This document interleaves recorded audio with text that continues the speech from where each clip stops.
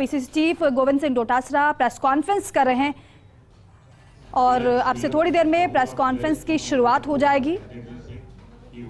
क्या वो कहेंगे आपको सुनाएंगे, लेकिन फिलहाल ये प्रेस कॉन्फ्रेंस बेहद अहम मानी जा रही है और क्या कुछ कह रहे हैं गोविंद सिंह डोटासरा आप सुनिए। कमेटी के प्रांगण में स्वागत है, अभिनंदन है।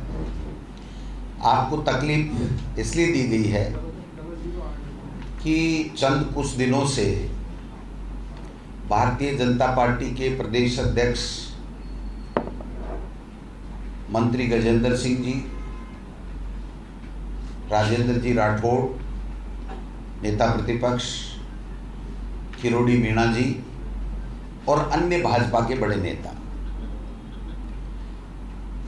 राजस्थान प्रदेश की सरकार के बारे में, कांग्रेस पार्टी के बारे में अनर्गल बयानबाजी कर रहे हैं। प्रतिदिन प्रेस कॉन्फ्रेंस करके बयान दे करके राजस्थान की जनता को भ्रमित करने की चेष्टा कर रहे हैं। गलत तथ्यों के आधार के ऊपर वो अपनी बातें रख रहे हैं और जिन्होंने 4.5 साल तक कुछ भी नहीं किया, नेता प्रतिपक्ष हों चाहे प्रतिपक्ष की हैसियत से प्रदेश अध्यक्ष हों, अब वो चुनावी साल में एक माहौल बनाने की चेष्टा कर रहे हैं और वो जो माहौल बना करके वो ये साबित करने का कुप्रयास कर रहे हैं कि राजस्थान में अपराध बढ़ रहे हैं। इस कुचेष्टा में लगे हुए हैं कि राजस्थान में भ्रष्टाचार बढ़ रहा है और राज्य की सरकार अच्छा शासन नहीं दे पा रही है। इस तरीके के कुप्रयास ये लोग बाग कर रहे हैं। उसके संबंध में मैं अपनी बात कहना चाहता हूं। कांग्रेस पार्टी की तरफ से एक एक बिंदुवार उनकी बातों का मैं जवाब दूंगा, फिर आपको पीडीएफ और आपको ये जो हमने तैयार किया डॉक्यूमेंट वो भी मैं देना चाहूँगा। सबसे पहले तो मैं भारतीय जनता पार्टी के अध्यक्ष जी और तमाम नेताओं को एक चुनौती देना चाहता हूँ कि वो अपने 2014 और 19 में जो उन्होंने घोषणा पत्र दिया था उसको रख लें और हमारा जो घोषणा पत्र है जो 2018 में हमने कांग्रेस पार्टी ने दिया था उसको रख लें और किसी भी मंच पे किसी भी रूप में बहस करने के लिए हम लोग तैयार हैं। उनका जो घोषणा पत्र थे, चाहे वो केंद्र सरकार के थे, वो चाहे वो राज्य सरकार के संबंध में थे, 9% भी उनके वादे पूरे नहीं हुए। हमारे वादे 94% से भी अधिक हमने पूरे वादे पूरे किए हैं। इसलिए ये कहना कि राजस्थान की सरकार ने जो वादे किए थे वो पूरे नहीं किए, बल्कि मेरा ये आरोप है कि केंद्र की सरकार ने जो देश की जनता और राजस्थान की जनता से वादे किए थे वो एक भी वादा उन्होंने पूरा नहीं किया। 25 में से 25 सांसद होने के बाद में भी। फिर दूसरी बात, मंत्री गजेंद्र सिंह जी का मैं बयान देख रहा था, वो कह रहे हैं कि राजस्थान टॉप 5 में था और फिसल कर नीचे आ गया। मैं कहना चाहता हूँ कौन से पैरामीटर हैं आपके पास में, कहाँ राजस्थान नंबर 1 है वो मैं आगे चल करके आपको डिटेल में बताऊंगा। भ्रष्टाचार की कार्रवाई के नंबर में वो बार बार आरोप लगाते हैं। देश में भ्रष्टाचार के विरुद्ध में अगर कहीं कोई जितनी भी कार्रवाई हुई है उसमें नाम राजस्थान नंबर 1 है।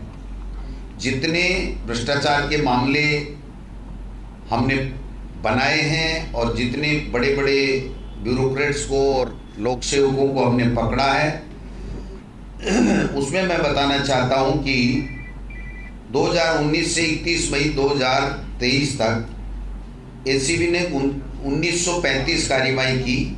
1800 अधिकारी, कर्मचारी और लोक सेवक शामिल हुए और जो स्वीकृतियां हैं उसमें भी 1972 भ्रष्टाचारियों के विरुद्ध में हमने स्वीकृति दी है और 2022 में रिकॉर्ड 719 अभियोजनों में हमने स्वीकृतियां जारी की हैं। और बीजेपी की सरकार ने 5 साल में सिर्फ 1536 मामलों के अभियोजन स्वीकृति जारी की थी, जो हमारी 1972 है। दूसरी तरफ जहां भी भ्रष्टाचार का मामला दिखा, पारदर्शिता के साथ में हमने कार्रवाई की है, चाहे वो आरपीएससी का सेकंड ग्रेड का मामला हो, चाहे एसओजी ने पेपर लीक का मामला हो, चाहे सेक्रेटरीट में जो भी पैसा मिला, सोना मिला, उसमें बाकायदा डीजी को, सीएस को बुला करके, मीडिया के बंदों को बुला करके पूरी पारदर्शिता के साथ में सामने रखा गया और अपराधियों को पकड़ा गया और गंभीरता के साथ में गहन जांच की जा रही है कि कोई भी व्यक्ति नहीं छूटे। इसके संबंध में मैं कहना चाहता हूं कि आरपीएससी के मेंबर को बीजेपी ने नहीं पकड़ा, हमारी सरकार ने पकड़ा। आरपीएससी के साथ साथ जो पेपर लीक का मामला था, उसमें जितने मुलजिमों को हमने पकड़ा, वो चाहे ईडी हो, चाहे दूसरी एजेंसी जो भी काम कर रही हैं, वो उन्हीं पर्चिनों पे वहीं चल रही हैं, उससे आगे नहीं बढ़ पाई। जबकि होल्ला इतना किया गया था कि पता नहीं क्या हो जाएगा, क्या हो गया, ईडी आ जाएगी तो ये हो जाएगा, सीबीआई में चली जाएगी तो ये हो जाएगा। ये सब का सब एक प्रोपोगंडा था, इस तरीके का माहौल बनाने की चेष्टा कर रहे थे। अपराध गठित हुआ, अपराधी पकड़े गए, पुलिस ने कार्रवाई की, एसओजी ने कार्रवाई की, अब भी कार्रवाई कर रही है, आगे भी एक भी व्यक्ति को बख्शा नहीं जाएगा, चाहे वो कोई कितना भी बड़ा आदमी हो। अभी भी एक व्यक्ति को 18 साढ़े 18 लाख रुपए लेते पकड़ा, वो भी हमारी पुलिस ने पकड़ा, कोई भारतीय जनता पार्टी के किसी व्यक्ति ने कोई जासूसी करके नहीं पकड़ा है। तो कहने का मतलब यह है कि हम लोग भ्रष्टाचार के मामले में जीरो टॉलरेंस के ऊपर आधार पे काम करते हैं और पारदर्शिता के साथ में हम लोग काम करते हैं। पेपर लीक माफिया को कोई आज का नहीं है, सबसे ज्यादा अगर पेपर लीक माफिया जो है वो पनपा तो वो पिछला भारतीय जनता पार्टी का शासन था, जिसमें बार बार हर परीक्षा के पेपर लीक होते थे, लेकिन जब तक वो पेपर लीक मान करके निरस्त नहीं करते थे, जब तक हाईकोर्ट में लोग जाते और पीड़ित लोग हाईकोर्ट से आदेश लेकर के आते और हाईकोर्ट कहता कि ये पेपर लीक प्रमाणित माना जाता, आप इसको निरस्त कीजिए। हमारे समय में एक भी ऐसा प्रकरण नहीं है कि हाईकोर्ट ने ये कहा हो कि आप पेपर लीक है, इसको पेपर लीक को मानिए। हमने स्वयं संज्ञान लेते हुए जहां भी ये लगा, हमारी सरकार को सोर्स के आधार के ऊपर तो तुरंत उसके ऊपर कार्रवाई करने का हमने काम किया है। और यहाँ तक भी आरपीएससी के मेंबर को भी पकड़ा, पैसे सहित पकड़ा, और किसी के साथ में किसी तरह की कोई स्थिरता नहीं बरती गई, किसी तरह की कोई उसके पक्ष में फेवर नहीं किया गया। तीसरा, जो अपराध के आंकड़े ये गिनाते हैं, उसमें मैं कहना चाहता हूं कि अनिवार्य एफआईआर पंजीकरण नीति जो देश में पहला राज्य है राजस्थान, उसमें लागू है। उसके बावजूद भी राजस्थान में प्रति लाख महिलाओं के विरुद्ध अपराधों की दर 105.4 है, जबकि असम में 168.3, दिल्ली में 147.6, उड़ीसा में 137.8, हरियाणा में 119.7, तेलंगाना में 111.2। ये सब वो स्टेट हैं जहां पर कांग्रेस का शासन नहीं है, इन्हीं लोगों का, या दिल्ली में आपका शासन है। मध्य प्रदेश दुष्कर्म के मामले में मध्य प्रदेश देश में सबसे ऊपर है। बलात्कार के प्रकरणों में राजस्थान में सजा का प्रतिशत करीब 48% है, जबकि राष्ट्रीय स्तर पर 28.6%। महिला अत्याचार के प्रकरणों में राजस्थान में सजा का प्रतिशत 45.2%, जबकि राष्ट्रीय स्तर पर 26.5%। महिला अत्याचार के प्रकरणों में पेंडिंग प्रतिशत 9.6%, जबकि राष्ट्रीय स्तर के ऊपर 31.7%। आईपीसी के प्रकरणों में राजस्थान में पेंडिंग प्रतिशत करीब 10%, जबकि राष्ट्रीय स्तर पर यह 35.1% है। ये जो अपराधों की बात करके एक माहौल खराब करना चाहते हैं, वो मैं बताना चाहता हूँ।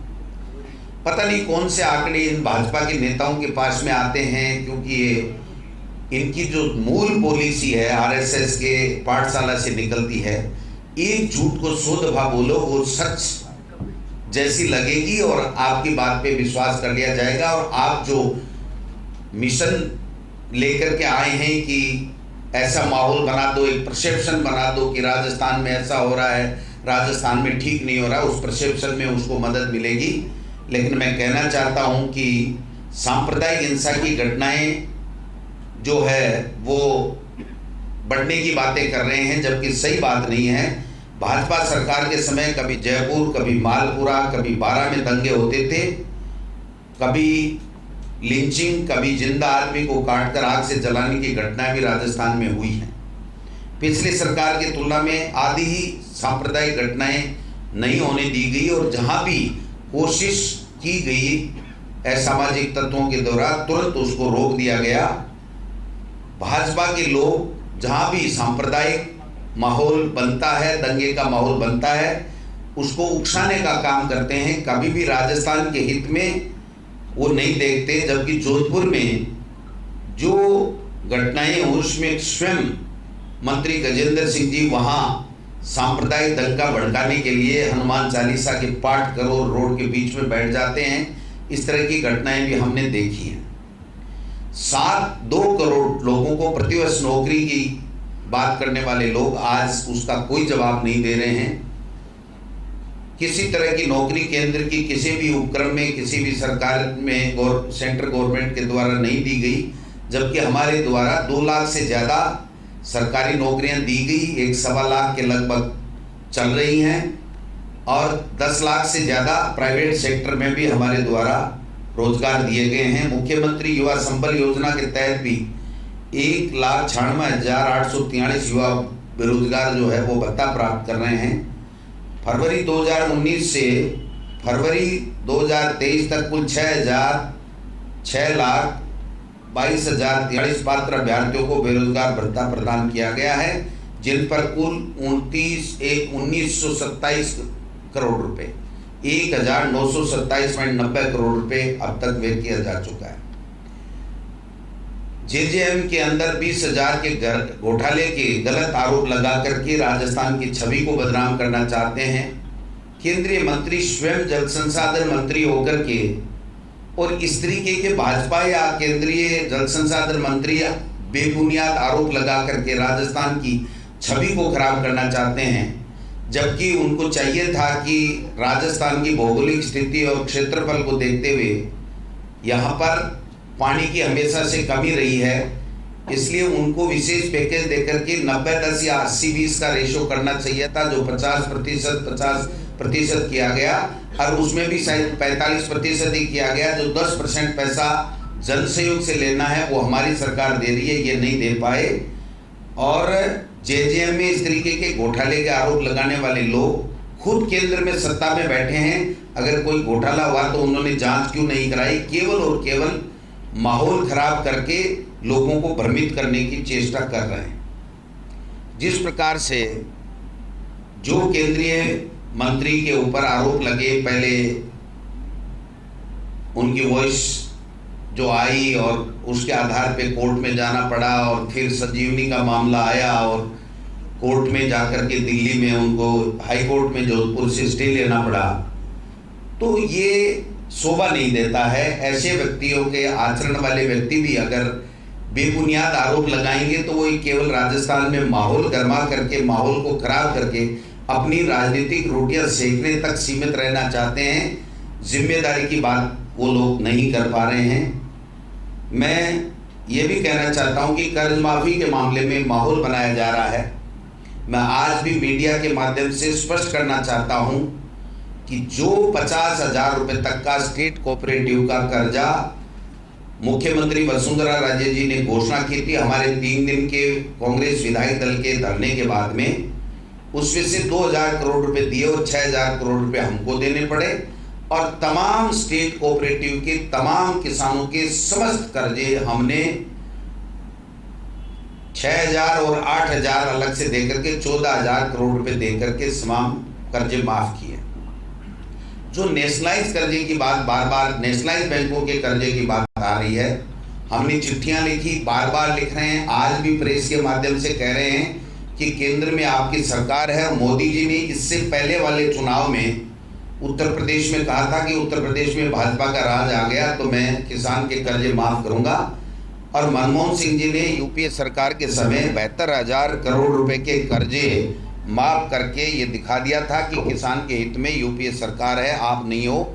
तो जब यूपीए सरकार में 72,000 करोड़ के कर्जे माफ हो सकते हैं तो केंद्रीय सहकारी बैंक और नेशनलाइज बैंकों के वन टाइम सेटलमेंट का पैसा केंद्र सरकार क्यों नहीं दे सकती और उनके लिए कोई पॉलिसी लेकर के आगे क्यों नहीं आना चाहती है? केवल और केवल माहौल बनाना चाहते हैं। उनको राहत जनता को देनी नहीं है, न देश के लोगों को देनी है, न राजस्थान के लोगों को देनी है। बार बार कह रहे हैं कि किसानों की ज़मीनें नीलाम हो रही हैं। हमने एक इससे भी पहले विधानसभा जब सत्र था तो 5 एकड़ तक किसान की ज़मीन नीलाम नहीं होने का जो कानून पारित किया था, आज भी महामहिम राज्यपाल के यहाँ अटका हुआ है। अगर इनमें थोड़ी बहुत भी नैतिकता है तो इनको उस पर आगे काम करना चाहिए। बार बार बाजरे की खरीद की बात कर करके और ये अपनी जो एमएसपी, अनिवार्य एमएसपी का जो वादा इन्होंने किया था उस वादे से अपने आप को मोड़ना चाहते हैं। सबको पता है कि बाजरा जल्दी खराब हो जाता है और उसका यहाँ पर कोई राजस्थान में लेने वाला नहीं होता है। अंतर्राष्ट्रीय अगर बाजार या देश के अंदर इसको खोल दिया जाए तो उसके बाद में इस बात को देखा जा सकता है। बार बार बिजली के जो हमने पहले 1200 रुपये जो है वो 12,000 रुपये साल के जो देने का हमने काम किया था और उसके बाद में 2,000 यूनिट कृषि कनेक्शन के फ्री कर दिए और 200 यूनिट 2 महीने का जो बिल आता है उसका 200 यूनिट फ्री घरेलू और उसके बाद में उसका जितना भी सरचार्ज है वो भी फ्री करने का काम किया। इससे इनके बौखलाहट हो गई और इसका कोई जवाब ये ढूंढ नहीं पाए, इसलिए अनर्गल बिजली के मामले में लोगों को बरगलाने का काम करते हैं। जबकि मैं ये कहना चाहता हूँ कि क्या किसान को 2,000 यूनिट कृषि का बिल माफ़ करना और 100 यूनिट प्रति माह 2 महीने का 200 यूनिट का घरेलू बिजली का माफ़ करना, क्या ये रेवड़ियाँ हैं? क्या किसान को मजबूती देने का इनका धर्म नहीं बनता था? लंपी में पूरे देश में अगर लंपी की बीमारी आई और गायों की मौत हुई तो 1 पैसा किसी स्टेट ने या केंद्र ने कोई नहीं दिया। और हम बार बार मांग करते रहे कि लंपी को राष्ट्रीय आपदा घोषित कर दीजिए और लंपी बीमारी को, और इस प्रकार से केंद्र से जो रिलीफ का पैसा है उस के फंड से पैसा मिल जाए, लेकिन इन्होंने नहीं किया। और हमने 40,000 रुपये के हिसाब से जितने भी गायों की मौतें हुई थी, करीब 72,000 या 76,000 का आंकड़ा होगा, जो हॉस्पिटल में एक दिन भी उसने किसी ने पर्ची कटाई हो या दिखाया हो, तो उसके आधार पे हमने देने का काम किया। इसमें भी बरगलाने का काम करते हैं। क्या 40,000 रुपये किसी किसान की मदद करने को आप रेवड़ी बताना चाहते हो तो ये आप कृपया स्पष्ट करने का काम करें। 2019 से 21 तक SC/ST के विरुद्ध अपराधों की तुलना अगर हम करें तो हरियाणा 49.8%, MP 36.26% की बढ़ोतरी है, उत्तर प्रदेश में भी 11% की बढ़ोतरी है, जबकि राजस्थान की इससे कम है। मैं ये कहना चाहता हूँ कि MP में आदिवासियों पर पेशाब करने की घटना निंदनीय है, दुर्भाग्यपूर्ण है। आज भी इस देश में इस तरीके से भारतीय जनता पार्टी के शासन में एक व्यक्ति के ऊपर भाजपा का कार्यकर्ता या नेता पेशाब करता है। और उससे भी बड़ी बात शर्म की ये है कि वहाँ का मुख्यमंत्री किसी दूसरे व्यक्ति को बुला करके और उसके पैर धोता है और नौटंकी करता है और ये दिखाने की चेष्टा करता है। तो इससे बड़ी तो शर्म की बात कोई हो नहीं सकती है। इनका चाल चरित्र और चेहरा जो है वो सामने आता है। करौली जोधपुर में हिंसा के मुख्य आरोपी आपने देखा हो कि भारतीय जनता पार्टी के हैं। आप सब देख सकते हैं कि जोधपुर में कौन ABUP का था, उसकी रसीद भी मैं लेकर के आया हूं, उनके रजिस्ट्रेशन की 2021 की, अगर वो नकारते हैं। लेकिन केंद्रीय मंत्री वहां के होने के बावजूद कोई भी ट्वीट नहीं करते उस घटना के बारे में। इससे बड़ी कोई शर्मनाक बात कोई हो नहीं सकती है। ये जो बम धमाके की बार बार माहौल बनाने की, हिंदू मुस्लिम का बनाने की और धर्म के आधार पर ले जाने की कुछ चेष्टा कर रहे हैं, ये इनकी विफलता के कारण से इनके शासन में हुआ था। और हमारे शासन में आपने पता होगा कि जो तफ्तीश हुई थी उसके आधार पर आजीवन कारावास की उनको सज़ा, फांसी की सज़ा सुनाई गई थी। अब कोर्ट का मामला है कि किस टेक्निकल आधार पे उन्होंने क्या फैसला दिया, लेकिन हमें सबसे बड़े अटॉर्नी जनरल को खड़ा करके और हमने सुप्रीम कोर्ट में इसकी अपील कराई है। फिर भी हर भाजपा का नेता एक ही बात कहता है, देखो ये हो गया हिंदू मुस्लिम, चाहे वो उदयपुर की घटना हो, चाहे वो और कोई सी घटना हो, हर मामले को हिंदू मुस्लिम से जोड़ करके अपनी राजनीतिक रोटियां सेकना चाहते हैं। इनको कोई किसी बात से मतलब नहीं है, कोई अपनी जिम्मेदारी के ऊपर बात नहीं करना चाहते, जो इनको करना होता है उसके ऊपर बात नहीं करके केवल स्टेट गवर्नमेंट को टारगेट करके छवि धूमिल करने का प्रयास करते रहते हैं। त्योहारों के तक को नहीं छोड़ा, कहते हैं कि साहब त्योहारों में वहाँ हिंदू त्यौहार होते हैं उसमें धारा 144 लगा दी और वो ये नहीं लगा दी। ये सब इनकी आरएसएस की पाठशाला में सिखाए गए ये इनके नवाचार और हमारे लिए बहुत ही प्रदेश के लिए बहुत ही दर्दनाक उनकी जो विचारधारा है, बहुत ही तकलीफदेह विचारधारा है कि हर बात को हिंदू मुस्लिम जोड़ करके और अपनी बातें करते हैं, जबकि सभी जगह जब भी धार्मिक त्यौहार होते हैं किसी भी धर्म का हो उसमें एहतियात बरतने के लिए सरकारें आदेश निकालती रही हैं। कोई आज नई चीज़ नहीं होती है। पुजारियों के मानदेय 3000 से 5000 हमने कर दिया और साज सज्जा पाठ के लिए भी पैसे हम लोग दे रहे हैं, लेकिन इनको तो भाजपा को वोट देता है वही हिंदू दिखता है, इसके अलावा उनको कोई हिंदू दिखता नहीं है। उदयपुर में 48 घंटे में पकड़ लिया, एनआईए आज तक उनको सज़ा नहीं दिलवा पाई, लेकिन ये इसका ठीकरा भी हमारे ऊपर फोड़ना चाहते हैं। ये खुद कुछ भी नहीं करना चाहते हैं। 2024 में भारत सरकार पर 55 लाख करोड़ रुपए का कर्ज था। इसका कोई जवाब नहीं देंगे ये, इसलिए मैं पूछ रहा हूँ। 2014 में भारत सरकार पर 55 लाख करोड़ का कर्ज था जो आज बढ़कर 160 लाख करोड़ रुपए हो गया है। इसका जवाब नहीं देंगे। 2 करोड़ लोगों को प्रतिवर्ष नौकरी देनी, इसका जवाब नहीं देंगे। किसान की आमदनी दुगुनी करनी थी, इसका जवाब नहीं देंगे। और फिर कहते हैं कि नहीं सहेगा राजस्थान। अरे भाई, नहीं सहेगा राजस्थान तो तब है जब 25 में से 25 सांसद देने के बाद में और मोदी जी के बड़े बड़े वादे करने के बाद में एक भी वादा उन्होंने पूरा नहीं किया और 25 सांसद 25 के 25 बिल्कुल नक्कारा निकले, निकम्मे निकले और एक भी काम उन्होंने नहीं किया। और एक दिन भी मोदी जी के सामने या लोकसभा में या राज्यसभा में इनके लोगों ने अपनी बात नहीं की। तो मैं समझता हूँ कि